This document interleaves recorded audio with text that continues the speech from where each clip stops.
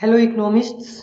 तो इस वीडियो में हम यूटिलिटी मैक्सिमाइजेशन देखेंगे लैग्रांजियन फंक्शन का यूज करके कैसे होता है यूटिलिटी मैक्सिमाइजेशन। तो ये लेक्चर 9 है और पूरी वीडियो सीरीज आपको टीचमेंट क्लासरूम में मिलेंगी, जिसके डिटेल्स आपको डिस्क्रिप्शन बॉक्स में मिल जाएंगे। वहाँ से आप टीचमेंट क्लासरूम ज्वाइन कर सकते हैं। तो चलिए शुरू करते हैं। तो यहाँ देखिए ये कुछ क्वेश्चन है जो पूछे गए हैं आपके आईएएस एग्जाम में। ये देखिए 2018 में पूछा गया है कि मैक्सिमाइजेशन और सब्जेक्ट टू कंस्ट्रेंट इतना। फिर और भी क्वेश्चन है यहाँ पर देखिए, इंडिविजुअल है यूटिलिटी फंक्शन इतना और फिर इसका बजट कंस्ट्रेंट दिया, फाइंड मैक्सिमम यूटिलिटी सीकेंड अटेन। यहाँ भी देखिए, यहाँ भी वही दिया हुआ है, ये यूटिलिटी फंक्शन है और यहाँ पर प्राइस दिया हुआ है, इनकम दिया हुआ है और आपको ऑप्टिमम क्वांटिटी निकालना है, यानी कि मैक्सिमम यूटिलिटी निकाल के फिर ये भी मैक्सिमाइजेशन का भी प्रॉब्लम था और ये भी ऑप्टिमम क्वांटिटी कह रहा है, ये भी मैक्सिमाइजेशन का ही प्रॉब्लम है। सिमिलर क्वेश्चन है मेरे ख्याल से। और ये जो क्वेश्चन दिख रहा है ये भी आपका ऑप्टिमाइजेशन का ही क्वेश्चन है। तो बहुत बार क्वेश्चन पूछे जा चुके हैं आईएएस एग्जाम में, तो आपको इसको जानना जरूरी है। देखिए आप देख सकते हैं ये 15 मार्क्स का है क्वेश्चन और फिर इसे भी देख सकते हैं, ये भी 15 मार्क्स का है। तो ये आपके लिए बहुत इंपॉर्टेंट है।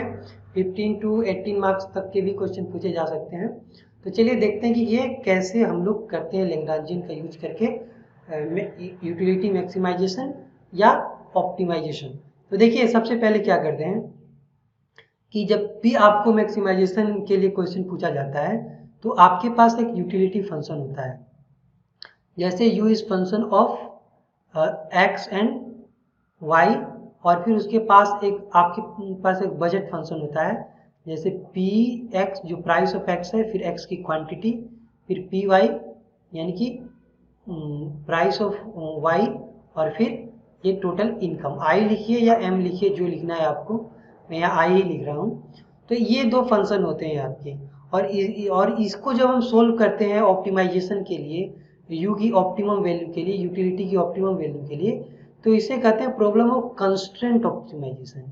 ठीक, इसे हम कहते हैं कंस्ट्रेंट ऑप्टिमाइजेशन। तो इसे आप, अगर आप कंस्ट्रेंट ऑप्टिमाइजेशन का कोई आइडिया नहीं है तो आप इंतजार करें, मैं एक वीडियो बना दूंगा, या फिर आप बुक में देखिए, आपको आसानी से समझ में आ जाएगा अगर आपको डिराइवेटिव आती है तो। ठीक, तो अब देखते हैं उसी कंस्ट्रेंट ऑप्टिमाइजेशन का यूज करते हैं। और कंस्ट्रेंट ऑप्टिमाइजेशन में जनरली हम लैग्रांजियन का यूज करते हैं। हम क्या करते हैं कि हम एक लैग्रांजियन फंक्शन लिखते हैं एल, और यहाँ पे इसको यूटिलिटी फंक्शन को पहले लिखते हैं, यानी इस यूटिलिटी फंक्शन को हम यहाँ लिखेंगे। जैसे यहाँ हमने लिख दिया इस यूटिलिटी फंक्शन को, और उसके बाद इसमें ऐड करते हैं, क्या ऐड करते हैं, जीरो ऐड करते हैं। कैसे, देखिए कि हम इसमें प्लस एक लैग्रांजियन मल्टीप्लायर लेते हैं और इसे हम ऐसे कर देते हैं, जैसे इस इक्वेशन को आप देखें तो अगर आप i is equal to minus P x x minus P Y Y is equal to zero, ऐसे भी आप इसे लिख सकते हैं। तो इसी को हम यहाँ पर लिखते हैं। ठीक, I is equal to P x x minus P Y Y. ठीक, तो ये पूरा एक लैग्रांजियन फंक्शन बनता है। अब जैसे देखिए कि इसका जो वैल्यू है ब्रैकेट में, ये तो जीरो होगा, यानी कि जीरो हो जाएगा, तो इससे मल्टीप्लाई होकर ये पूरा जीरो हो जाएगा, ये पार्ट पूरा जीरो हो जाएगा। तो इसके आने से कोई फर्क नहीं पड़ता है इस फंक्शन पे, यानी लैग्रांजियन के वैल्यू पे कोई फर्क नहीं पड़ता है। लेकिन इससे हमें एडवांटेज क्या होता है कि हम ऑप्टिमाइजेशन प्रॉब्लम सोल्व कर सकते हैं। अब कैसे कर सकते हैं चलिए देखते हैं। जैसे कि सबसे पहले हम फर्स्ट ऑर्डर कंडीशन को लेकर चलते हैं। तो फर्स्ट ऑर्डर कंडीशन में क्या होता है कि पहले हम x के रिस्पेक्ट में लेते हैं इसका डिराइवेटिव, यानी पार्शियल डिराइवेटिव लेते हैं x के रिस्पेक्ट में इस फंक्शन का, और इसे हम क्या करते हैं, जीरो के बराबर मानते हैं। ठीक, और उसके बाद इसे ही हम क्या करते हैं, y के रिस्पेक्ट में लेते हैं, पार्शियल डिराइवेटिव जीरो के बराबर मानते हैं, और फिर उसी तरह हम इसे क्या करते हैं, ये जो आप देख रहे हैं तीसरा, जिसे हम गामा कहते हैं या फिर लैग्रांजियन मल्टीप्लायर कहिए, इसे अभी हम जीरो के बराबर मानते हैं। तो इस तरह से 3 इक्वेशन हमको मिलते हैं, और उसमें 3 अननोन, एक x होता है, एक y होता है, और एक ये लैग्रांजियन मल्टीप्लायर होता है, उसको सोल्व करना होता है। तो जब आप इसको x के रिस्पेक्ट में डिराइवेटिव करेंगे तो आपको क्या मिलेगा, ऐसा कुछ मिलेगा। पहले तो इसका पार्शियल डिराइवेटिव होगा विथ रिस्पेक्ट टू x, यानी ऐसे आप इसे लिख सकते हैं, partial derivative with respect to x। फिर इसका जब डिराइवेटिव कीजिएगा, इतने का डिराइवेटिव कीजिएगा, तो आप देखिए x के रिस्पेक्ट में ये खत्म हो जाएगा, ये खत्म हो जाएगा, सिर्फ ये बचेगा। यानी कि इसे आप कैसे करेंगे एक बार मैं दिखा देता हूँ थोड़ा सा आपको, ताकि आपको कंफ्यूजन ना हो। जैसे कि यहाँ लिखा हुआ है लैग्रांजियन, फिर यहाँ लिखा हुआ i minus P x x minus P Y y लिखा हुआ है। तो ये लैग्रांजियन मल्टीप्लायर सबसे मल्टीप्लाई हो जाएगा, यानी i हो जाएगा, फिर यहाँ लैग्रांजियन पी एक्स एक्स हो जाएगा minus p Lagrangian p Y y हो जाएगा। तो जब आप इसको x के रिस्पेक्ट में करेंगे, पार्शियल डेरिवेटिव जब आप इसे x के रिस्पेक्ट में करेंगे तो क्या होगा आपका, ये कांस्टेंट हो जाएगा, क्योंकि इसमें x तो है नहीं और इसमें भी कहीं x नहीं है, ये भी कांस्टेंट हो जाएगा। बचेगा सिर्फ आपका ये वाला पोर्शन, और इसका डेरिवेटिव क्या होता है, इसका डेरिवेटिव हो जाएगा माइनस गामा पी एक्स या Lagrangian multiplier multiplied by p x. अब इसी तरह partial derivative with respect to y कीजिएगा तो आपका क्या हो जाएगा, इसका पार्शियल डेरिवेटिव ये हो जाएगा माइनस गामा पी वाई, ठीक, इसे हम गामा बोल रहे हैं। अब ये हो गया आपका partial derivative with respect to u x and y. तो इसी का हमें यूज करना है, तो यही करेंगे। तो यहाँ हो जाएगा माइनस गामा पी एक्स जो मैंने कहा था, और इसको हमने 0 के बराबर लेना है, और फिर यहाँ हो जाएगा partial derivative with respect to y, फिर यहाँ हो जाएगा माइनस गामा पी वाई, क्योंकि इसे हम y के रिस्पेक्ट में लेंगे। इसी तरह जब आप लैग्रांजियन के रिस्पेक्ट में लीजिएगा तो ये पूरा 0 हो जाएगा और बचेगा ये, तो ये लैग्रांजियन हट जाएगा और ये पूरा फंक्शन बच जाएगा। यानी कि यहाँ हो जाएगा i minus P x minus P Y y. अब यहाँ देख सकते हैं कि ये जो है, ये वाला आपका जो पूरा निकला है, ये सिमिलर है इस बजट फंक्शन के ही जैसा है, इसमें कोई फर्क नहीं है, ठीक। तो अब हमारे पास ये दो बचा है। अब एक चीज यहाँ पर देखिए कि आपको 3 अननोन्स निकालने हैं। 3 अननोन्स मतलब एक आपको x निकालना है, क्योंकि मैक्सिमम यूटिलिटी आपको निकालना है, मतलब आपको x का वैल्यू पता होना चाहिए, y का वैल्यू पता होना चाहिए। तो यानी मैक्सिमम यूटिलिटी निकालने के लिए आपको x का वैल्यू चाहिए जो कि अननोन है, आपको पता नहीं। फिर y का वैल्यू चाहिए, और चूंकि फंक्शन में ये लैग्रांजियन भी है तो ये भी एक अननोन है।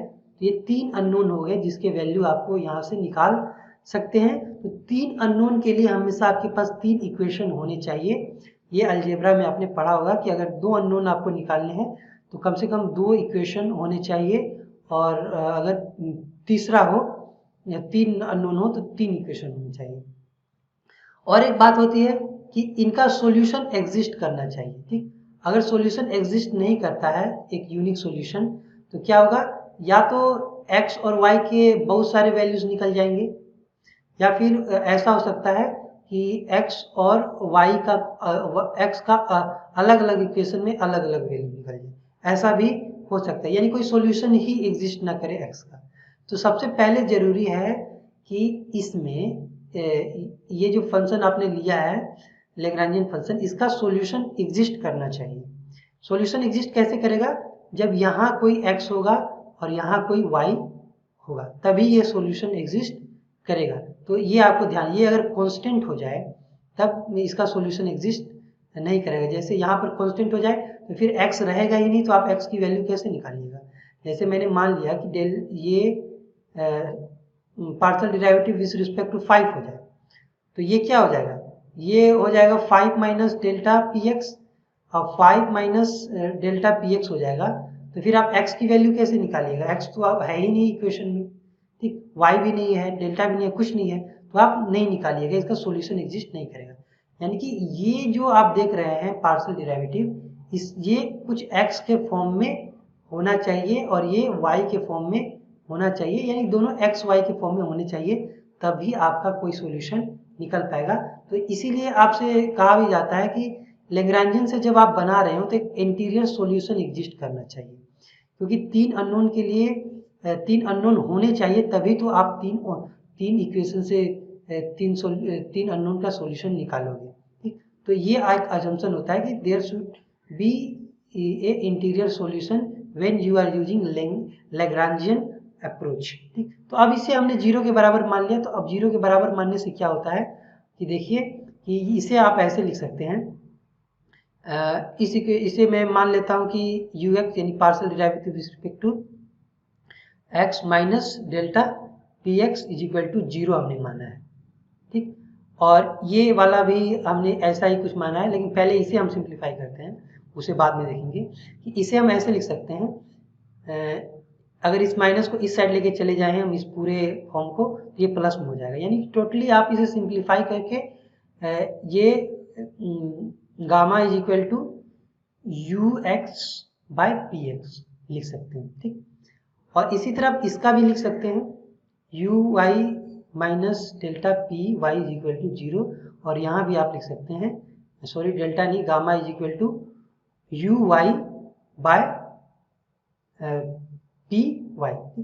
ये वैल्यू निकल गया। अब ये इसके बराबर है, ये इसके बराबर है, यानी कि ये दोनों बराबर है। यानी कि आप इसे ऐसे भी लिख सकते हैं, u x p x is equal to u y p y, ठीक। आप इसे ऐसे भी लिख सकते हैं। तो चलिए इसे थोड़ा और इंटरप्रिटेट करने की कोशिश करते हैं। जैसे कि हमारा जो निकल के आया वो आया कि u x p x is equal to u y p y होगा, ठीक। अब देखिए कि आप इस यू वाई को नीचे ला सकते हैं, यानी कि u x by u y is equal to P x, यानी पी एक्स को इधर ऊपर ले जा सकते हैं और इस तरह लिख सकते हैं। तो आपको अगर याद होगा तो हमने पढ़ा था कि M R S is equal to क्या होता है, M R S is equal to होता है marginal utility of X by marginal utility of Y, और मार्जिनल यूटिलिटी ऑफ एक्स को हम partial derivative with respect to X करके करते हैं, फिर इसको भी partial derivative marginal utility of Y को partial derivative with respect to Y करके निकालते हैं, जिसे आप यू एक्स के रूप में और फिर नीचे यू वाई के रूप में डिनोट कर सकते हैं। तो आप ये देखिए सिमिलर चीज़ है, यानी कि ये क्या है, ये एक्चुअली आपका एम आर एस है जो कि पी एक्स पी वाई के रेशियो के बराबर है। ये सिमिलर रिजल्ट हम पहले भी निकाल चुके हैं, जो यूटिलिटी मैक्सिमाइजेशन जब हम पढ़ रहे थे लेक्चर 7 में, तो वहाँ भी हम ये चीज़ देख चुके हैं। तो यहाँ आपने देख लिया कि कैसे लैग्रांजियन मल्टीप्लायर का यूज करके भी हम यूटिलिटी मैक्सिमाइजेशन तक के प्रॉब्लम तक पहुंच सकते हैं। अब इसको सॉल्व करने के लिए आपको यू एक्स और यू वाई की वैल्यू चाहिए, यानी कहने का मतलब कि इसका कोई फंक्शनल फॉर्म होना चाहिए। इसका फंक्शनल फॉर्म नहीं है, ये तो सिंपली हमने बस लिखा है कि ये फंक्शन है एक्स वाई का। अब हम एक एक्चुअल फंक्शनल फॉर्म लेकर देखते हैं कि कैसे हम लैग्रांजियन मल्टीप्लायर से निकालते हैं मैक्सिमम यूटिलिटी, ठीक। तो चलिए देखते हैं। तो चलिए एक हम फंक्शनल फॉर्म लेते हैं, जैसे हम ले लेते हैं u is equal to x to the power alpha y to the power beta.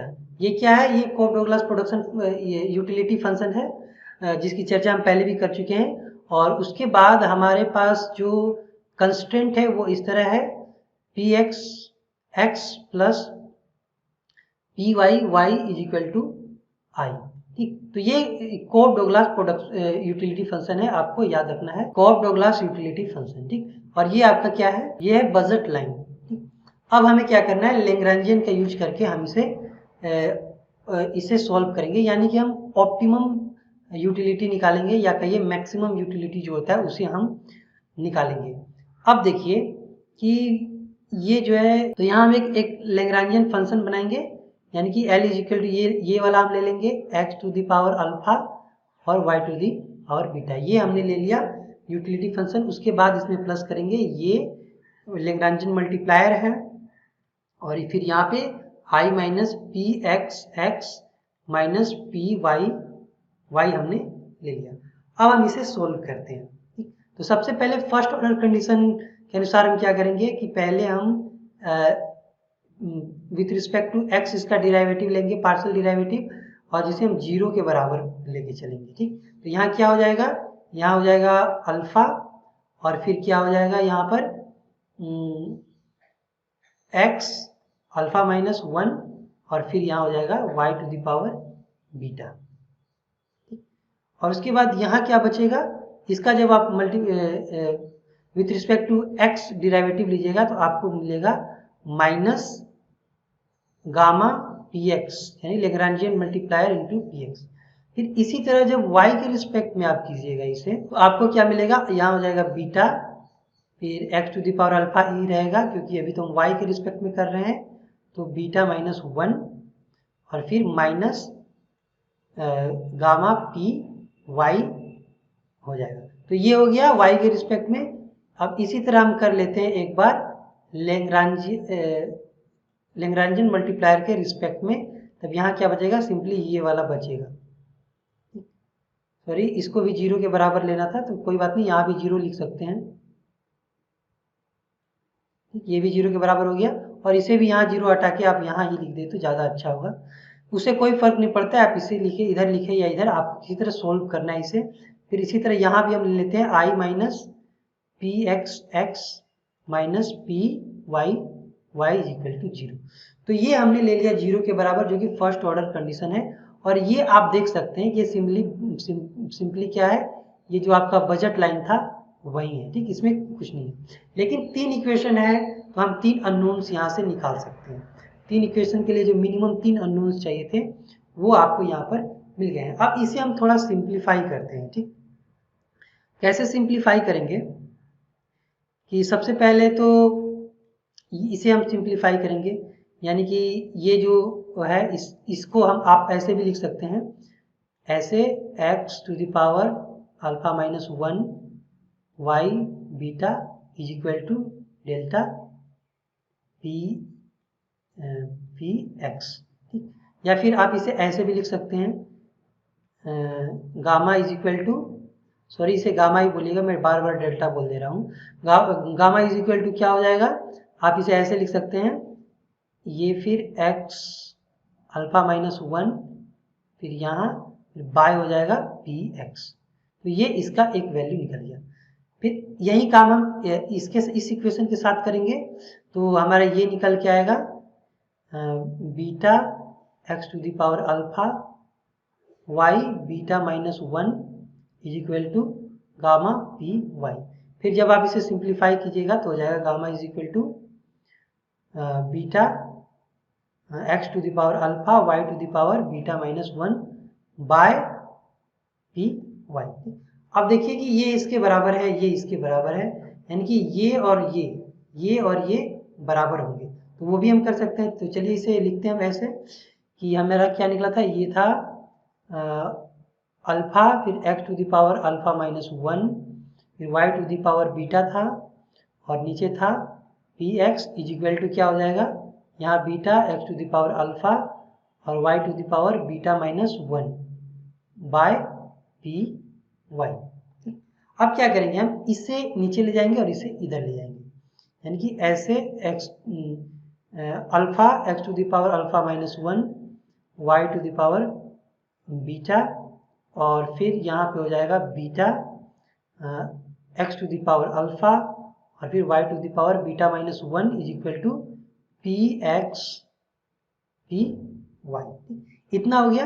अब इसे आप ऐसे लिख सकते हैं कि यहाँ पे अल्फा माइनस बीटा तो रहेगा ही, बाकी ये एक्स अल्फा माइनस 1 जो है इसे हम नीचे ले जाएंगे, और ये वाई ऊपर ही रखेंगे, और फिर ये जो बीटा माइनस 1 है इसे ऊपर ले जाएंगे। तो ये कैसे हो जाएगा कि यहाँ y है, y रहेगा, और इस पर पहले से बीटा है, और ये बीटा माइनस 1, जब y बीटा माइनस 1 को ऊपर ले जाइएगा तो ये क्या हो जाएगा, ये माइनस हो जाएगा दोनों में, ये माइनस इसका एक्सपोनेंट हो जाएगा, क्योंकि जब हम डिनोमिनेटर से नोमिनेटर में ले जाएंगे तो उसके एक्सपोनेंट का सिंबल बदल जाएगा, यानी कि ये क्या हो जाएगा, यहाँ माइनस बी प्लस 1 हो जाएगा, फिर ये कट जाएगा, यानी सिंपली y बचेगा। इसी तरह x में यहाँ पर अल्फा पहले से है, और फिर इसे आप डिनोमिनेटर में लाइएगा तो ये माइनस अल्फा प्लस 1 हो जाएगा। क्यों, क्योंकि माइनस को इस दोनों से मल्टीप्लाई कीजिएगा तो माइनस अल्फा प्लस 1 हो जाएगा, और ये अल्फा अल्फा कट जाएगा, यानी सिंपली x बचेगा, और is equal to P x p y तो यहाँ ऑलरेडी है ये, यानी कि सिंपली ये हो जाएगा alpha beta y by x is equal to P x p y. तो ये हो गया हमारा जो मैक्सिमाइजेशन करने के लिए हमको जो चाहिए। ठीक, अब इसे हम क्या कर सकते हैं कि यहाँ से हम x का वैल्यू निकाल सकते हैं। एक कैसे निकाल सकते हैं, जैसे मैं यहाँ x बराबर कुछ ले लूँ, जैसे यहाँ मैं y को रहने दूँ इसी साइड, तो y इसी साइड रहेगा और बाकी जो इस साइड चले जाएंगे, यानी कि यहाँ x चला जाएगा और फिर यहाँ पे बीटा बाय एक्स हो जाएगा, बीटा बाय अल्फा हो जाएगा, क्योंकि अल्फा बाय बीटा जब इस साइड जाएगा तो उल्टा हो जाएगा, और फिर यहाँ already p x p y है, यानी कि ऐसे भी लिख सकते हैं आप इसे, और थोड़ा सिंप्लीफाइड फॉर्म में अच्छा लगेगा कि बीटा बाय अल्फा फिर p x x by P y, ऐसा आप लिख सकते हैं।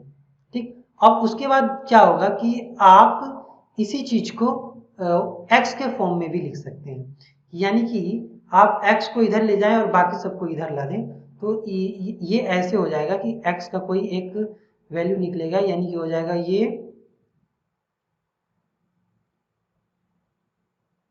अल्फा बाय बीटा और p Y y by p x, ऐसा कुछ x का निकल जाएगा। तो इस वैल्यू को, यानी y का वैल्यू निकालकर या फिर x का वैल्यू निकालकर किसी एक का वैल्यू निकालकर हम क्या करेंगे, इस फंक्शन में रख देंगे, तब हमें दोनों का वैल्यू पता चल जाएगा। लेकिन इसको सोल्व करने के लिए हमें क्या चाहिए कि ये अल्फा बीटा का एक न्यूमेरिकल वैल्यू होना चाहिए और ये पी वाई पी एक्स का एक न्यूमेरिकल वैल्यू होना चाहिए। जनरली आपको क्वेश्चन सोल्व करने के लिए दिया जाएगा तो ये दिया हुआ ही रहेगा, जैसे कि आप यहाँ देख सकते हैं एक क्वेश्चन को हम सोल्व करते हैं और निकालते हैं कि मैक्सिमम यूटिलिटी कैसे निकाली जाती है।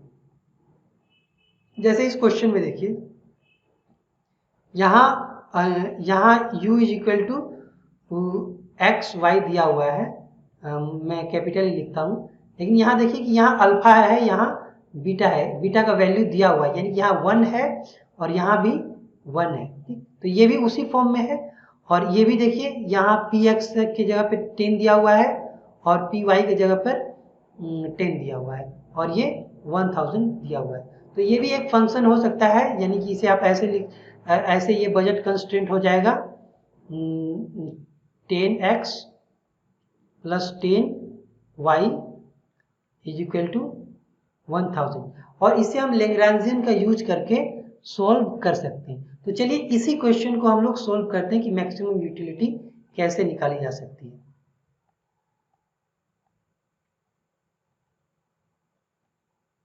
तो फंक्शन कुछ इस तरह दिया हुआ था, u is equal to x y, यानी x पे अल्फा की जगह पे 1 है, y के पे बीटा की जगह पर 1 है। ठीक, और फिर देखिए इसका जो बजट लाइन दिया हुआ था, ये दिया हुआ था 10x plus 10y equal to 1000।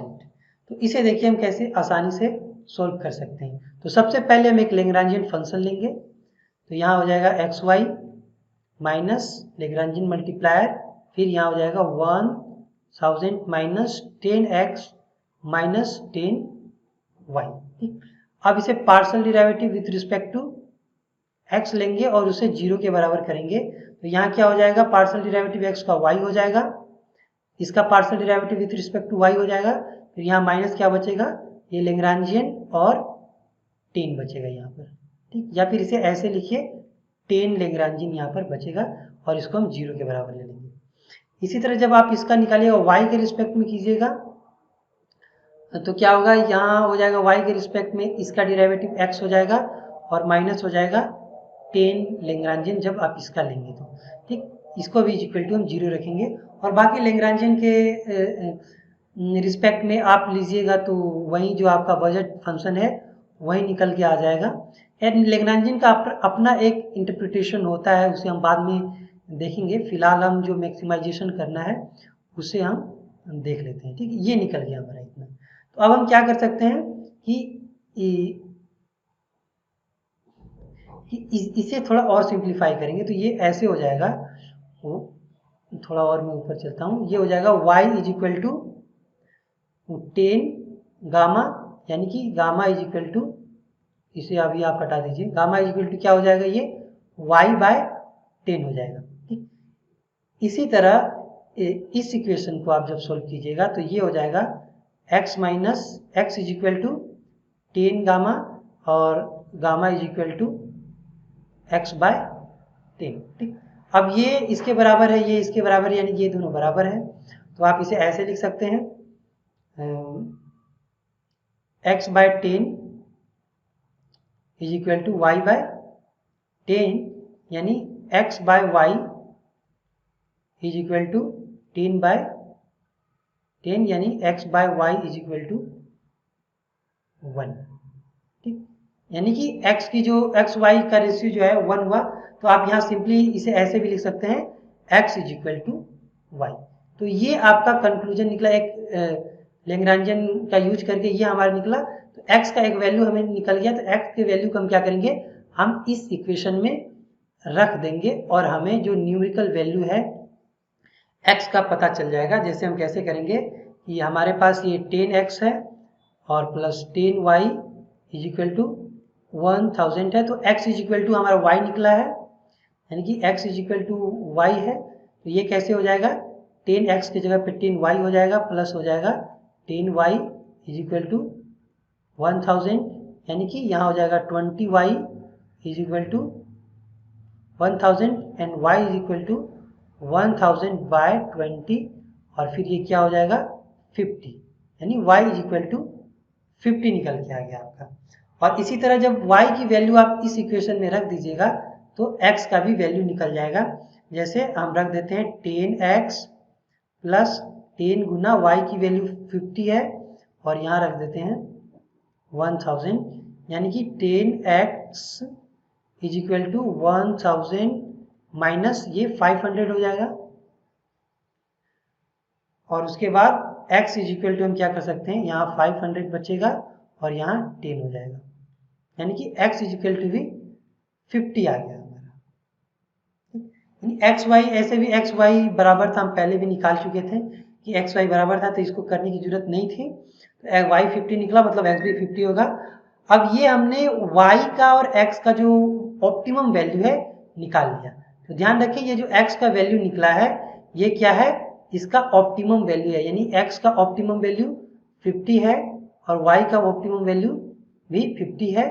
तो आपको इस बात को ध्यान में रखना है कि एग्जाम में आपसे पूछा जा सकता है कि आप ऑप्टिमम वैल्यू बताइए, तो इसी को हम ऑप्टिमम वैल्यू कहते हैं।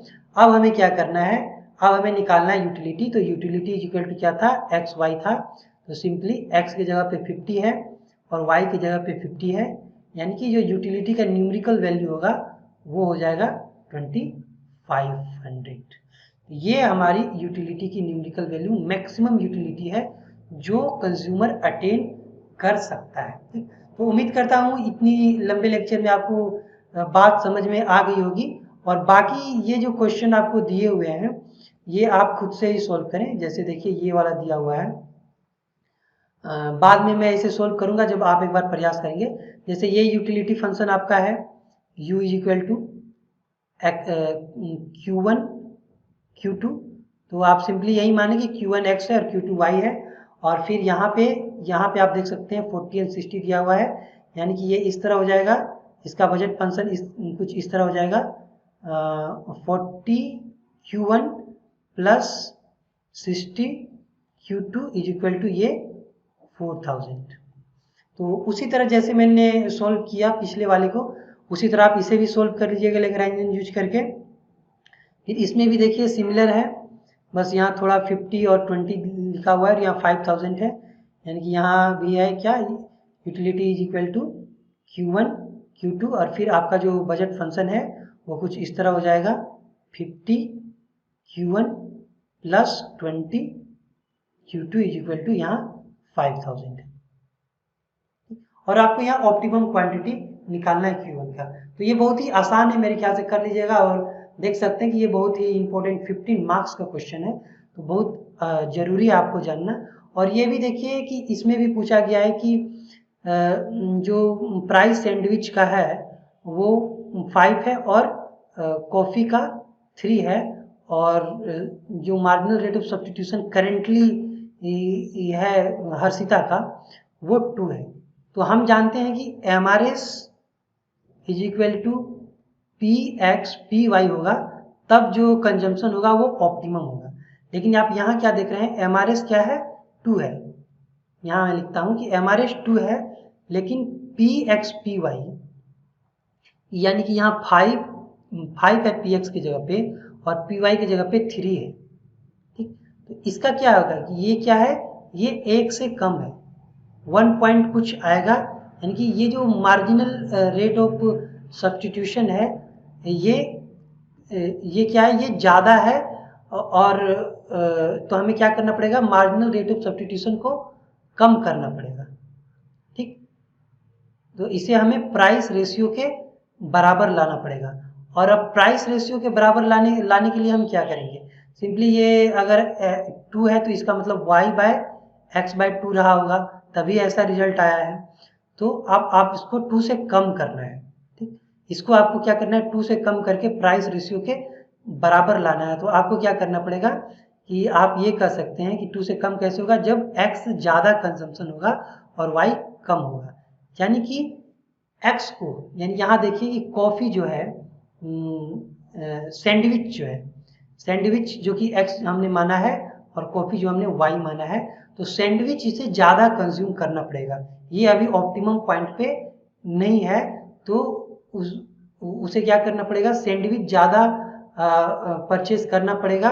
और वहीं इसी आंसर को आप जैसे लिखना है लिख सकते हैं कि अभी मार्जिनल रेट ऑफ सब्स्टिट्यूशन को प्राइस रेशियो के बराबर करने के लिए सैंडविच ज़्यादा कंज्यूम करना पड़ेगा, क्योंकि देखिए यहाँ ये ज़्यादा होगा तभी ये पूरा कम होगा, या फिर ये कम होगा तभी ये पूरा जो है ये कम होगा। तो यहाँ तो ट्रेड ऑफ है कि अगर आप इसे x को ज़्यादा कर रहे हैं तो y ऑटोमेटिकली कम करना ही पड़ेगा आपको, क्योंकि आपकी इनकम क्या है, वो लिमिटेड होती है। ठीक, तो उम्मीद करता हूँ ये भी आपको समझ में आ गया होगा।